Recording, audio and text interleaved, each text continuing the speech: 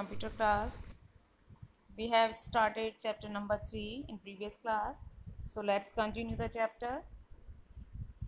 The computer performs all the jobs: input, processing, storing, output using different peripherals.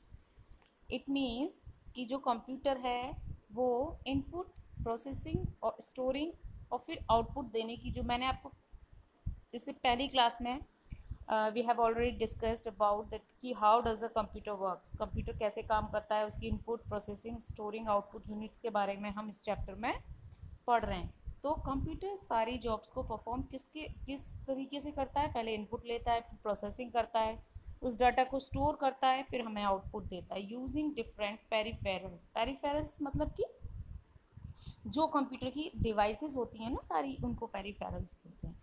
We will define these terms in relevance to their respective devices that performs these jobs। यानी कि इन जैसे input को कैसे हम define करें, processing को कैसे define करें, तो ये क्या है, डिपेंड करता है कि कौन सी जो इनकी जो इनसे रिलेटेड डिवाइसेस हैं वो किस तरीके से इनको परफॉर्म करती हैं, इन सारे फंक्शंस को। देखिए, central processing unit. Central processing unit, processing कहाँ पर होती है डाटा की? सेंट्रल प्रोसेसिंग यूनिट में। इसमें देखिए सबसे पहले इनपुट यूनिट, जब हम डाटा को इनपुट करते हैं, क्या करते हैं, डाटा को इनपुट करते हैं। डाटा को इनपुट किसके थ्रू करते हैं? यानी कि किसके थ्रू करते हैं हम उसको इनपुट डिवाइसेस के थ्रू। जब हम कंप्यूटर में इनपुट करते हैं, ठीक है, तो वो डाटा हमारा कहाँ जाता है? सेंट्रल प्रोसेसिंग यूनिट, सीपीयू में जाता है। ठीक है, उसमें जैसे 3 यूनिट्स होती हैं सीपीयू के अंदर। सबसे पहले कंट्रोल यूनिट होती है, फिर होती है अर्थमेटिक लॉजिक यूनिट, फिर होती है मेन मेमोरी। तो इसके बाद क्या होता है, जब हमारा डाटा इनपुट हो गया तो कंट्रोल यूनिट क्या काम करती है? डाटा का interprets, store instructions and issue commands to the element of a computer. यानी कि इंटरप्रेट्स मतलब एक तरीके से चेक करना, जो स्टोर्ड इन्फॉर्मेशन होती है, इंस्ट्रक्शंस होते हैं, उनको इंटरप्रेट्स करती है और क्या जो भी डाटा है उसको कंट्रोल करने का काम करती है। ठीक है, अर्थमेटिक लॉजिक यूनिट क्या बताया था मैंने? पहले ही बताया था, सारे लॉजिकल और मैथमेटिकल कैलकुलेशन वाले जितने ऑपरेशंस होते हैं उनको, अगर डाटा आपका ऐसा है कि उसमें जो है कैलकुलेशंस लगेंगी तो वो अर्थमेटिक और लॉजिक यूनिट में जाकर जो है प्रोसेस होगा।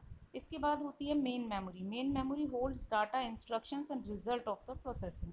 मेन मेमोरी का काम क्या होता है कि वो डाटा को होल्ड करके रखती है। ठीक है, उसके बाद इंस्ट्रक्शंस को और जो रिजल्ट होता है प्रोसेसिंग को, सबको होल्ड करके रखती है। कौन? ये मेन मेमोरी। उसके बाद देखिए auxiliary storage backing unit, secondary storage unit to supplement main memory unit. यानी कि ऑक्सिलरी यूनिट कौन सी होती है? स्टोरेज बैकिंग यूनिट, जो सेकेंडरी स्टोरेज डिवाइसेस होती है ना अलग से, जो हम जो डिवाइसेस जैसे मैंने उस दिन बताया था, एक तो प्राइमरी मेमोरी बताई थी, मेन मेमोरी जो होती है, ठीक है, प्राइमरी मेमोरी। सेकेंडरी मेमोरी कौन सी होती है? जो अलग से डिवाइसेस जैसे सीडी है, हार्ड डिस्क है, ये सारी जो डिवाइसेस हैं वो इसके अंदर आती हैं। फिर उसके बाद आउटपुट यूनिट। आउटपुट यूनिट का काम क्या है? देखिए, आउटपुट यूनिट का काम है produce is information the result of processing. यानी कि ये रिजल्ट तैयार करती है। कौन सी यूनिट? Output unit. जो आपने डाटा दिया उसको प्रोसेस करके आउटपुट यूनिट उसका रिजल्ट तैयार करती है। ठीक है, इसके बाद देखिए, a computer can be split into 3 main सब सिस्टम। देखिए, कंप्यूटर को हम 3 स्प्लिट मतलब एक तरीके से ब्रेक करना, तोड़ लेना, पार्ट्स कर लेना, तो 3 सब सिस्टम्स में उसको हम कर सकते हैं। सबसे पहले है इनपुट आउटपुट। इनपुट आउटपुट ये है IO, इस करके शॉर्ट में लिख देते हैं। सब system also does exactly what it's name implies. Input output का काम क्या है भाई? जब इनपुट आउटपुट का काम है तो इसके अपने नाम के अकॉर्डिंग ही काम करता है। It takes data input from the outside world and send them to either the memory or the CPU। ठीक है, तो इसका काम क्या है? It takes data from the outside world. ये जो इनपुट आउटपुट सिस्टम होता है ये डाटा को लेता है हमसे। डाटा हम जो दे रहे हैं वो कौन लेगा? Input output.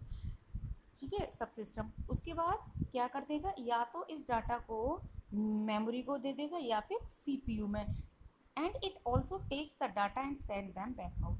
फिर वापस वहाँ से डाटा को कलेक्ट करके, जब इनपुट कर रहे हैं मतलब डाटा वो दे रहा है, आउटपुट वहाँ से लेकर डाटा हमें वापस कर रहा है as a result in the form of output, ठीक है। The keyboard and monitor are part of input output system, यानी कि जो मॉनिटर और कीबोर्ड जो है वो क्या है, इनपुट। देखो कीबोर्ड क्या कर रहा है, इनपुट कर रहा है, मॉनिटर क्या कर रहा है, आपको आउटपुट शो कर रहा है। तो ये क्या है, इनपुट आउटपुट सिस्टम के पार्ट्स हैं, ठीक है। इसके बाद है सेकंड जो है, क्या है ये, सेंट्रल प्रोसेसिंग यूनिट, सीपीयू।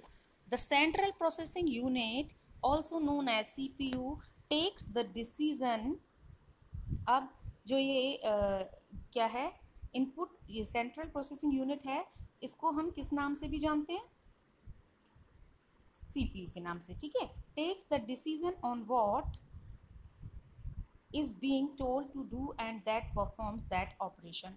ये डिसीजन लेता है, जैसे हमारा माइंड, हमें क्या करना है, हमारा माइंड है जो ब्रेन है वो डिसीजन लेता है कि व्हाट टू डू। इसी तरीके से कंप्यूटर में जब हम कोई ऑपरेशन परफॉर्म करते हैं तो सीपीयू डिसीजन लेता है कि उसको क्या इंस्ट्रक्शंस देने हैं, ठीक है। तो कंप्यूटर को वो being told to do and then perform the operation, ये कंप्यूटर को बताता है क्या करना है और उसके बाद ऑपरेशन को परफॉर्म करता है।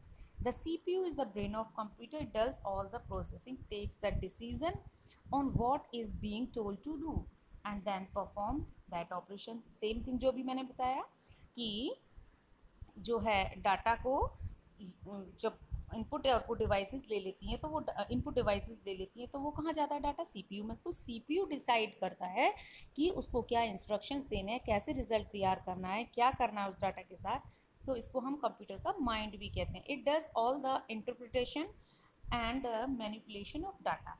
ये कंप्यूटर को क्या करता है, सारे डाटा को मैनिपुलेट करता है एक तरीके से, यानी कि उसको पूरी तरीके से जो उसके साथ डाटा के साथ एक्चुअल में परफॉर्मेंस होनी चाहिए वो सीपीयू करता है। और इंटरप्रेट मतलब एक तरीके से चेक करना उसको, ठीक है। तो यहाँ तक हमने अभी ये चैप्टर किया। In next class will continue the chapter again, क्योंकि कंप्यूटर के चैप्टर थोड़े से लेंदी होते हैं, लेकिन हमें एक एक पॉइंट को समझ के चलना होता है। Just not for the reading but you have to read each and every word. आपको हर वर्ड का हर चीज़ का जो मैं बताती हूँ उसका पूरा पूरा आपको एक्सप्लेनेशन आना चाहिए। That's why it's take much time, okay. तो आप इसको जितना मैंने आज आपको कराया है इसको आप रीड करेंगे और साथ ही साथ इसको समझेंगे, एक्सप्लेन करेंगे अपने वर्ड्स में कि ये क्या होता है।